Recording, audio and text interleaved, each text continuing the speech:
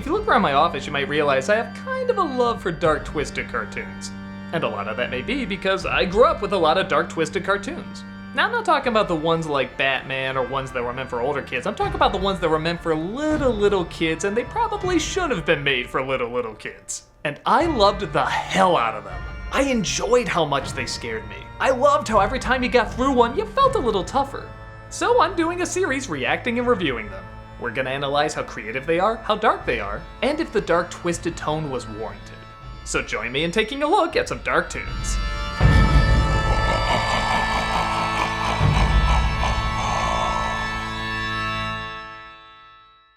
What happens to a duck after he dies? You can tell wisdom by the questions one asks. Soup-San was released in 1948. It's one of my favorite Donald Duck cartoons, particularly for its very dark third act. Let's take a look. So I'll be honest, I'm kind of doing this one at the request of my brother Rob, because he's been saying for a while, why don't you talk about this one? And the reason was because it really is just one moment. It's not even a particularly long moment that's very dark, but it did leave an impact on us, and we do quote it a lot and talk about it a lot, so I think it's worth mentioning and diving more into, because it's both very dark and very funny. This was directed by the legendary Jack Hanna, who in my opinion does not get enough attention. There's a lot of great Disney directors and artists and animators who are praised for how beautiful and elegant and creative they make their style and their designs. But I feel like sometimes the comedians don't get their fair share, and Jack Hanna was, in my opinion, by far the funniest director. If you watch almost any of his cartoons from Disney, the timing and the slapstick is just going to be stellar. And this one's no exception. And artistically pleasing. Like, look at that background. Look at the lighting and the way the sun is setting and the beautiful colors it makes. I mean, he was also a very artistic director as well. Donald is, of course, singing Zippity Doo Dah from Disney's film Song of the South. Often, Disney characters would sing songs from other Disney movies that were out at the time. Now, Huey, Dewey, and Louie over the years have been given a little bit more in terms of differences so you can tell them apart. Like, they'd have different colors, sometimes they have different voices, and only like the past couple decades have they started giving them different personalities, but this is at a time where either one could be any name. I mean, they're all wearing the exact same things. They all have not only the exact same voices, but it's Donald Duck's voice. Like, he doesn't even put on a fake voice much for it. So they were really just a means to get the plot going. And something else about their development when this came out, majority of the cartoons, I would say, they're kind of like Bugs Bunny. They have to be provoked in order for them to act up and get revenge on Donald, or there has to be a misunderstanding. Here, Donald is being perfectly reasonable. He wants them to clean up before they eat dinner, and because of that, they're gonna make him think he died. But that's the kind of mean-spiritedness that sometimes you just gotta love. I love the few times they give Donald sharp teeth. That's such a weird addition. Honestly, anytime Donald has teeth at all is great, because it's just so weird to see a bill with teeth, and it's usually used to accentuate something. Like, if he gets knocked out, he'll have these great big teeth because he's just been knocked out silly, and it's always a great expression. I think most kids have done this at some point, and when you grow up, you realize it's completely pointless, because in the time it takes to fake all that, you could have gotten clean a lot faster. Little repeated animation here. They might have run out of budget. You see Donald getting ready to chase them. They're suddenly in the living room. They're back in the Native American garb. They go up the stairs, and then suddenly the garb is gone. It's probably to save time and money. One of my favorite things in Jack Hanna cartoons, and Hanna-Barbera cartoon, like the Tom and Jerry cartoons as well, is that before they hit something, they're wonderful at having just this complete blank, naive look on their face, so the surprise of the pain that's about to hit them is just all the more satisfying and all the more funny.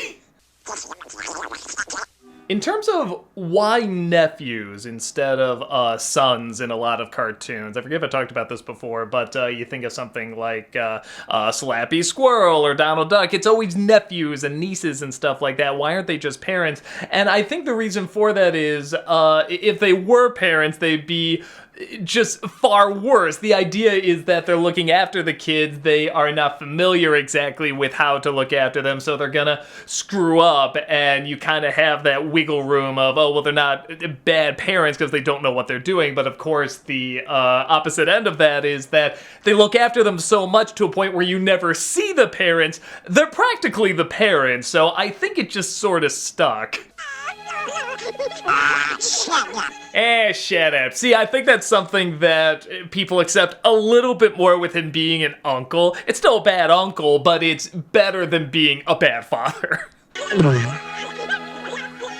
Again, with a nice background here. I mean, that shot only lasts a second, but I mean, that conveys so much of how Donald is seeing that situation with the lighting, and it's dark everywhere, and it's really focused in on empty chairs and the empty plates. You really get a sense of what he's feeling, even though it's only a moment long, but I mean, those little details can really make a big difference. Again, just playing into their malice. They know Donald's gonna come in, he's gonna think they're in bed, but rather than just having some pillows there and let him figure it out, they put a mousetrap, like they want to hurt him, punish him for showing kindness. I mean, I love, it's such a little darker than I remember it, just looking at the whole thing, or at least a little meaner. He got down chasing him here, and just when you think it's gonna go ridiculously dark, like maybe it's gonna kill off Donald, we see they pull back just to push forward in a different way. I like this idea too. He thinks he's gonna be crushed, he doesn't, but then the anticipation of it crushing him is what knocks him out with this little pebble hitting him on the head. So here's where it gets exceptionally mean. This is the part that my brother and I always remembered, and even when we were kids, we were like, man, that was pretty fucked up. They make Donald think he's dead in a very creative way. I love the way they recreate his body under the rock. And I like to, it would have been so easy just to have like two little fake feet pointing up, but no, it has to be the head that's smashed. I mean, that's just so much worse. And the backgrounds, really from here on out, just do an exceptional job creating the emotion and the mood that Donald is feeling. He's really convinced that he's passed away and he's gonna be saying goodbye to his boys and everything, and sort of the darkness of the night, but the moon shining through and the light really reflects that. It really creates this environment where he's coming to grips with everything that's happened, which again just makes it all the more hilarious.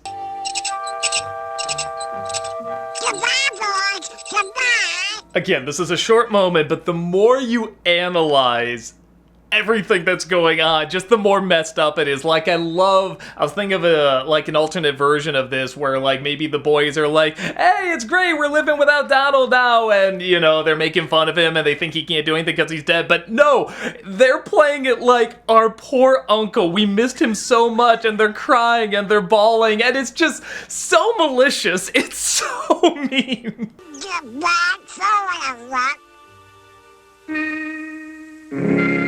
And here, this is my favorite moment. I feel like he could just say goodbye forever, look up, and try to jump, and he falls, which is what's going to happen. But instead, we have this moment where he plays the harp, he's really letting it sink in that he's passed away, and there's something even kind of poetic about it, because he sort of does a funny little ditty in the middle of it, like, you know, he's playing something nice and then goes a little silly.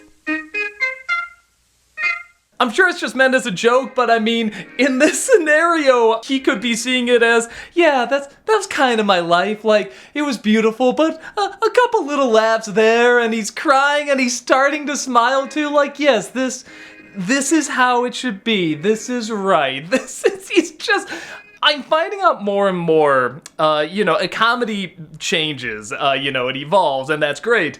But there are some things that seem timeless, and one of them that I'm discovering is that the believability of a lot of situations can really make comedy all the more funny. And I think by taking this moment where he's just playing the harp, he's really letting it sink in, that's so funny to me.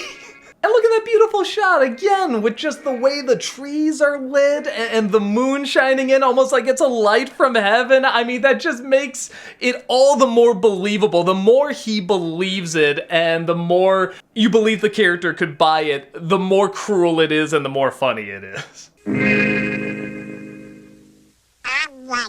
And of course, the payoff is this little bit of slapstick. Again, so much funnier if he's in the moment as he's flying down. So he doesn't open his eyes, he doesn't go wow like that. He is still in this blissful acceptance of his death while he's plummeting to the ground. So his eyes are still closed and he's still in that content mood. That just makes it so much better. And again, even with the boys' reaction here, the more kind of, huh? They can make the reaction, the funnier the payoff's gonna be. Like, the more clueless they are, the funnier the impact is gonna be on them. The bigger the surprise, because that just leads to more misery. It's just the more miserable something can be emphasized and focused on, even though it can be played around with, often the funnier it is. So they did something kind of similar in another cartoon where they make Donald think he's sick and he's dying, and when he thinks back to all the little tricks they pulled, they actually show him thinking back, building up the joke and building up what the initial impact is going to be following it, which is also pretty funny, but you can watch that cartoon on your own. And I almost wish they did that here, but this is also pretty funny, just him turning into a devil and chasing after him. There you go, cute ending. I would like a little bit more of a payoff because that build-up is so good and so well handled with him accepting that he's passed on, outside of just him falling and chasing the boys. I would have liked something like that other cartoon where he really thinks back to all the little things they did and having maybe a bigger payoff with that.